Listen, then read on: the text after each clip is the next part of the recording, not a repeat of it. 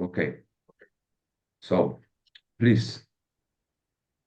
Okay, so it's just a guide our thoughts a little bit. I made a small PowerPoint with a few items on it. It's a bit crude because I didn't have so much time, but this is the main idea. Yeah. So the topic is conflict, and the idea is that there's no real definition of conflicts, but the main the consensus is that it's a lasting armed struggle whereby the population is immersed in a new situation, a new, let's call it an organization, and they have restricted or limited control over their own lives. So something from outside, apparently, something new is having an influence on their daily lives.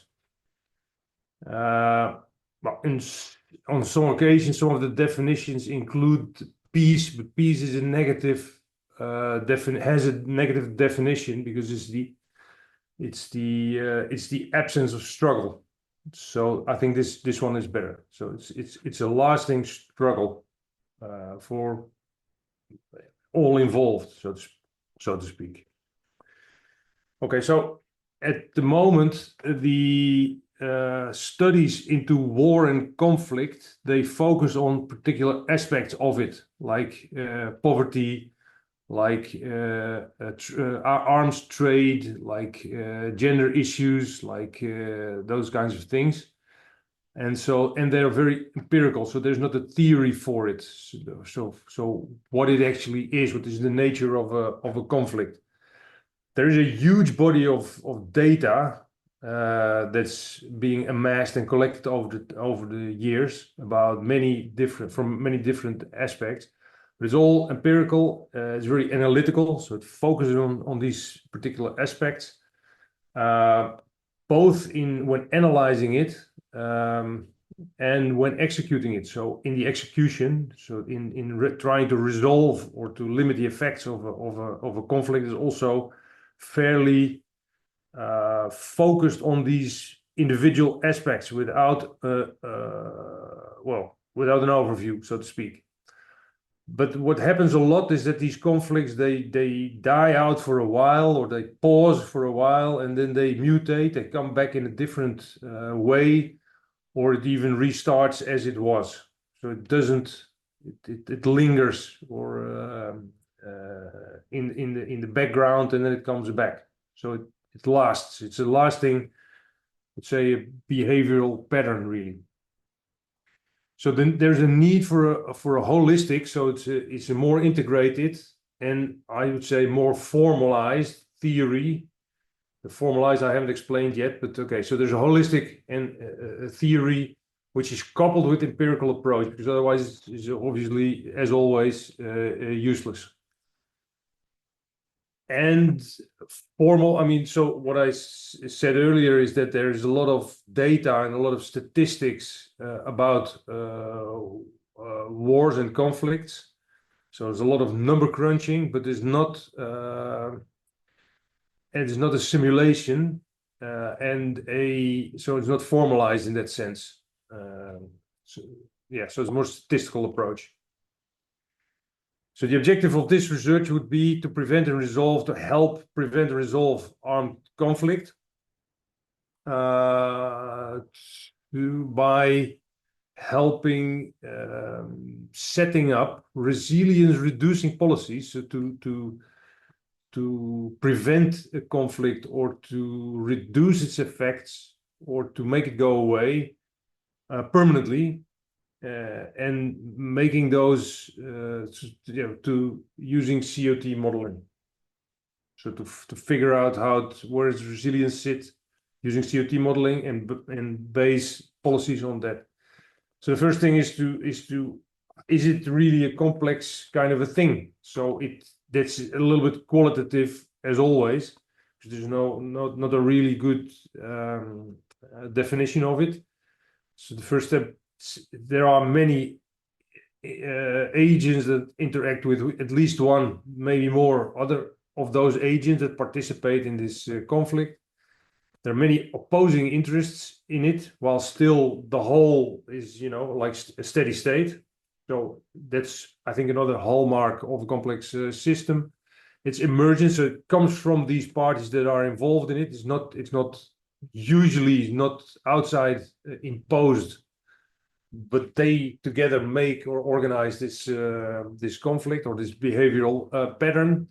They do that by self-organizing, so it's oftentimes in smaller groups that they stick together and in ones and twos, and then they, all in all, it ends up being quite a large and complicated system.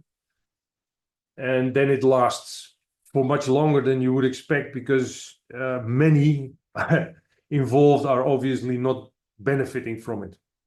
Okay, so then our attitude towards it is that we should take a holistic view, which is really big. So it's like a stakeholder analysis, but really including all, even covered, because not all the participants will be very open about their participation. And also suspected relations, because, for instance, in many societies, even if such a relation is suspected, this itself will be an object, and people will start interacting with that, even if it's suspected.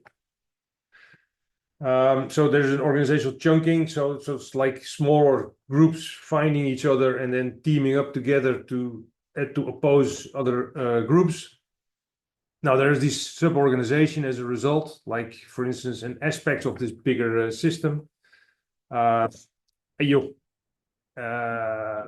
And so it ends up as a dynamic steady state. So there's not an equilibrium that it just sticks to, but it floats as it were. The self-organization of the societal institutions is overwhelmed. So the conflict takes over. The organization of the conflict sort of overwhelms or kind of takes over the self-organization of the institutions in society before the conflict. And obviously people are unhappy because they're unable, as a result of this conflict, to determine their own faith by these self-organizing mechanisms, like, some kind of having a say over their own faith through democracy or whatever other mechanism. Okay, so I designed a case that I'm trying to tweak, and this is not an easy task, to behave well in the perspective as I just described. So I need something to, was my thought, somewhat similar to what you guys have designed, the agricultural, so the farm model. So it's like a well-behaved complex system of a conflict. I've called it the Riverland case, and there's two communities, upstream and downstream, Valleyvale and Rivertown, and there is a smaller town, Lakeside, which is the third community, which depends economically on Rivertown. There's a regional government that decides also over the water distribution. Usually it's like a water board, but I've connected them with regional government. There's a hillside community which is politically neutral, so they're not part of it, but they take on the role of the media. I could have called it the media as well. And there are pressure groups like the agriculture pressure, who's pro the Valleyville, and they lobby with RG and with V also. They try to influence V. So that's Valleyville. And there's an environmental lobby that tries to improve the water use efficiency, with various parties trying to lobby and bring knowledge to the table. And there's an international NGO that can emergency supply R with water if they are in a lack of water. Mainly R, because they're downstream. And they also lobby for knowledge. That's the other objective or role that they have for fair water usage. And there is lastly a water production company, P, that that supplies desalinated water from the sea to either R or V. So that's that's the lay of the land, so to speak. And now there's imagine that there's a serious drought. And so V takes a lot of water to keep up their agricultural production. So this is very schematic. It's also a little bit old already, so it's not completely up to date, but gives you an impression of Can you how it go should. back to the previous Sure. slide so we can make a clearer? I need to read this for more than one time to really let's say store in my RAM memory all these variables. Mm-hmm. So yeah. Do we maybe we will ask just give us 2 minutes, maybe we will ask some questions. So because this Okay. is very important. If we don't get this, the rest is gonna be difficult to discuss. So it's best that Can we I make make a sure we suggestion? understand. Mhm. Can I make a suggestion? Let me just mark the important parties in this, and then we skip to the picture because I think maybe you remember more easily the picture, or maybe not. Which picture? The This next one. picture. Yeah. No, I won't remember that easily. I think I can draw my own mental picture by reading this. So Okay. we have Okay. So we have Okay. two. So let Yeah. me see if I understand this well. We have two, let's say, placements where people live. One, Yes. it's upstream the river, so it Yes. has preference for natural water, Yes. and it's based on agriculture. The second doesn't have the preference for like water. They get it after, so they get Yes. the remaining water, and they Yes. use it for industrial activities. Yes. And their But own drinking water as well. and what is lakeside town? That's a Okay. third place in placement. Is it? Yes. So it depends. It's in the Community. same political arena, Lakeside Town. So it's a third community. Yeah, it's a And third depend, placement or yeah, little village, let's say. yes. And it depends economically, depends on R. So I if see. Rivertown doesn't make any money, then Lakeside Town also does not No, make any money. this I get. This I get well, Okay. like the dependence, but so we have to imagine at least three small villages. Yes. Yeah. Then the regional government decides over distribution of water to B, R, and of course L. But L is not a problem, right? It's not a problem. Uh-huh. And what about age? Age Yeah. is another group, or is it people from the three places? Yeah, I should rename the hillside community to the media. So it's media like newspaper and okay. So I came from a different perspective and now it evolved into a politically neutral community elsewhere. It's like a bystander. So it has no active role. Or it's not taking an active role, but it takes the role of the media. So So we it's can like a assume that there newspaper. is a popular a media that everybody reads, It's and like the that's age. Switzerland of this area. It's like what? Switzerland, Swiss. Yeah, but the Swiss are not the media. The Swiss are the banks in the real The world, right? Swiss. Okay, sorry. So it's Norway or Sweden. Yeah, yeah, yeah, It's the yeah. guys that sort of monitor these. They're very uh, Sweden. They're very active in monitoring conflict. Mhm. Yeah. So. But in your model, just to understand, what will the media do? Will Ah, change? so I think that if nothing, if so by itself, all the intensities of the variables or the agents, they will degenerate over time. So they will, if they, and the media can give them the attention to make clear their arguments and their position so that they do not degenerate over time. Okay, okay. So it's a sort of a catalyzer or autocatalyst Yes. of impactful happenings. Yeah. Yes. Yeah. Okay. So, okay. And the other part looks like agricultural pressure group lobbies with RG and V. RG is the regional government. For more agriculture, and then another lobby, more efficient water usage, and then this international NGO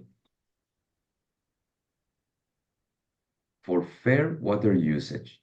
So like the industrial river town seems to be like the victim here under certain Yes. conditions. Yeah, and something that I should have explained is that politically speaking, there's the Valleyville, so there's the agricultural community is politically bigger. So there's a bigger town, so they have a Yeah. bigger, more votes, more electorate, okay, than Rivertown. Mhm. So Yeah, as it's funny long as because yeah. No, go ahead. go ahead. Sorry. No, go ahead. We Yes. have a delay. Yeah, so Valleyville can take the water and it has no political impact because they have the biggest vote anyway. You see? Only when Elf jumps in, so Lakeside Town gets on the second contingent, Lakeside Town depends on R. So R has no water, then it hurts Lakeside. They also go and talk to the regional government, and together L and R they have political clout. Yeah. Yeah. Yeah, this is it's funny because I now see the model, but it's really funny because in Chile one would expect that the powerful guys will be the industrial town and the agricultural guys will be like normally the those that don't have much rights. So agriculture is generally, I mean, the big agriculture, of course, is powerful, like in your model, but Okay. the community agriculture is generally so instead of industrial, you get like small agriculture, you know? So, Yeah. or maybe, No. kind of non-industrial fisheries or stuff like that, you know? So Yeah. yeah, this can This be turned into many other, and then the lakeside town is the third agent that gets impacted, and then the media might want to inform more about the impacts on lakeside town than on the yeah, impacts all of the on river town, right? yes, that's one subject, and Yeah, also decision making because there's an ethical element to it as well. yeah, So people are, in varying situations as the model evolves or as the situation evolves. Now the population of Rivertown is unhappy because they don't have enough water. But now the regional government so then Lakeside is not happy because they don't have any money. yeah. No, I got Income. it. I got it. Yes. So that This so, but the media follows this. So whoever makes noise, is unhappy about it and reacts. Now the media is following that. this is I know I saw it before and I liked it, but now I got it much clearer. It's really good. Okay. I think do you have any questions, Gabriel? No? Okay, let's keep going. Okay, so this is like in a schedule what we just discussed. So on the here, let me see. Can you see my cursor here? Yes, yes. So if they take the water, then they do not have enough water. So I put the index is the water usage. They do not have enough. First, they will claim with them to not take so much water, but they don't care because they have the power anyway. So they're more politically strong. So now their income decreases and they are less happy. So, it's like the eye of income, but maybe it should say happiness or whatever. Yeah. No, their well-being really. And now they start to respond politically to the regional government, but they don't care because all the political power is with these guys because they're bigger. So their Yeah. electorate, this side is bigger. So they don't care. Except So nothing except happens. when the second channel activates through L.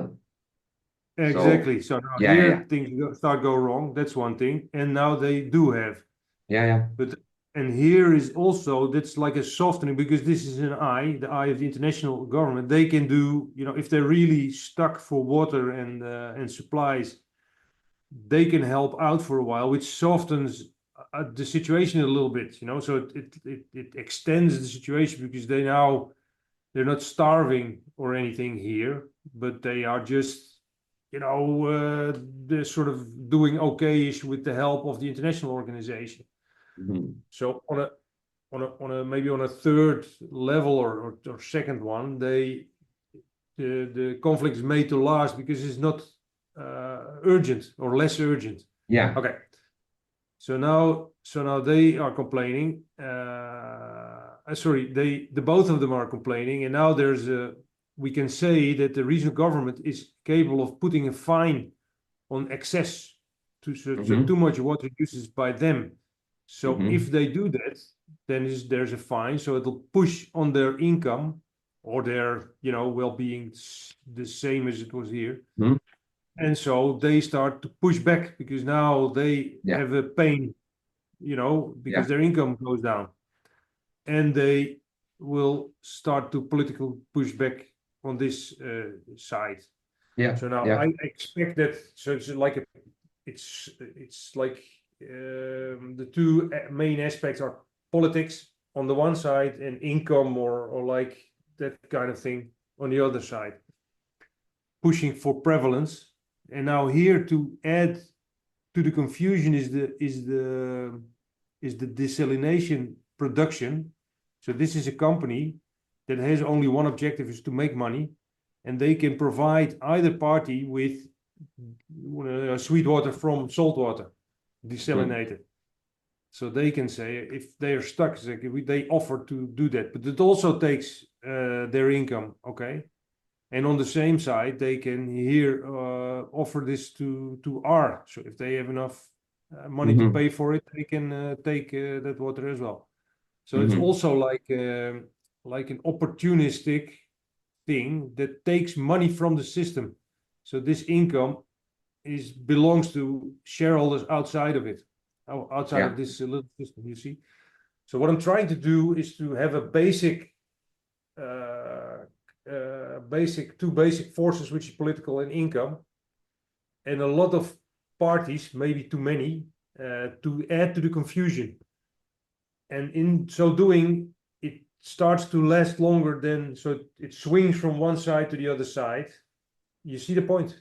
Absolutely. So the dynamic is like a steady state, and everybody's pulling to it, but it doesn't reach an equilibrium really.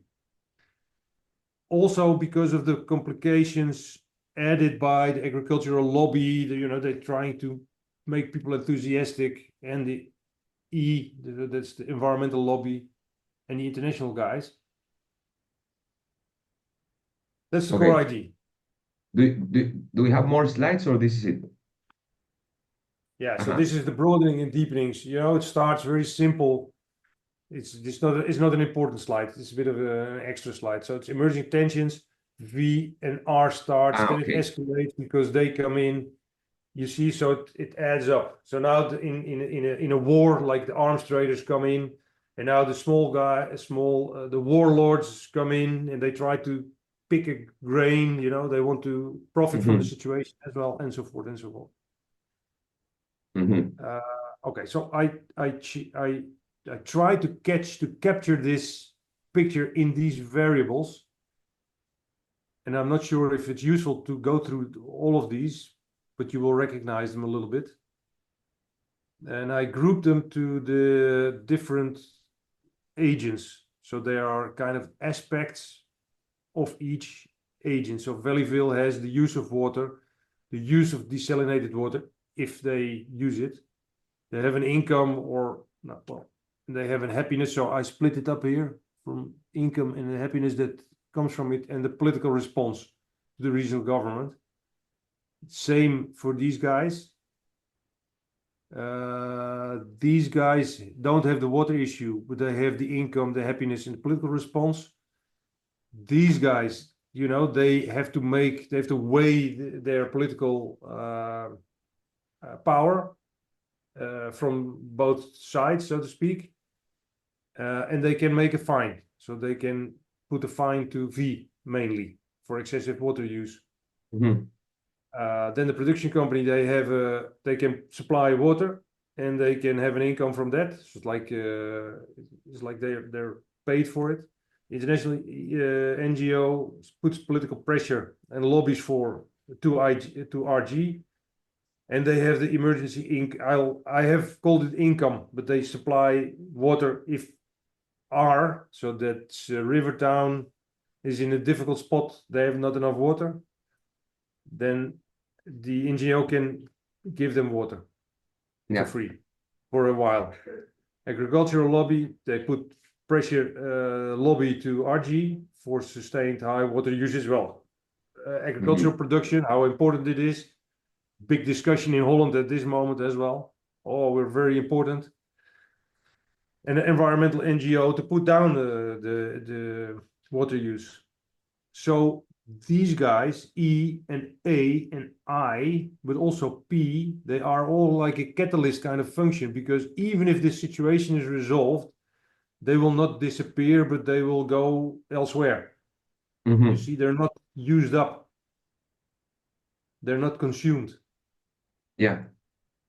Moreover, these guys, the production guys, they will siphon off profits to outside of the system. And what I haven't mentioned here is the media. I see. Yeah. I forgot to put them. So they are also like a kind of a catalyst to add something to the system without losing, without being consumed as well. Okay, so what would I like to gain from all this is to put it as your farm case, or as the article about the simulation of that, is to see if we can get it to get to kind of a steady state. We identify which are the sub-organization, and I hypothesize those are like political and financial, like little subgroups and loops within the bigger system and dependencies. There's no military power, sorry, that's more in a general case. But I hope to get to it in some day. And see how the resilience is of each one to change. So if we can squeeze out or extinguish one of those loops, then maybe the conflict resolves by itself. So where does it sit? And this case is a little bit obvious, and that could help us to, because we know that what the answer is, see if we can, well, mathematically, or that's more your area. I don't know exactly how to do that, but how can we get there? You know, how can we overcome the resilience of the system to these changes and determine routes to alternative steady states? Yeah. And in that sense, to contribute to policies to prevent or end conflict, or to reduce its effects. Oh, it's a very, very nice use case, study case. Okay. Yeah. So that's it? That's Good. it. Okay, I will stop the recording then. But before, I'm just Well, gonna stop leave sharing. one question before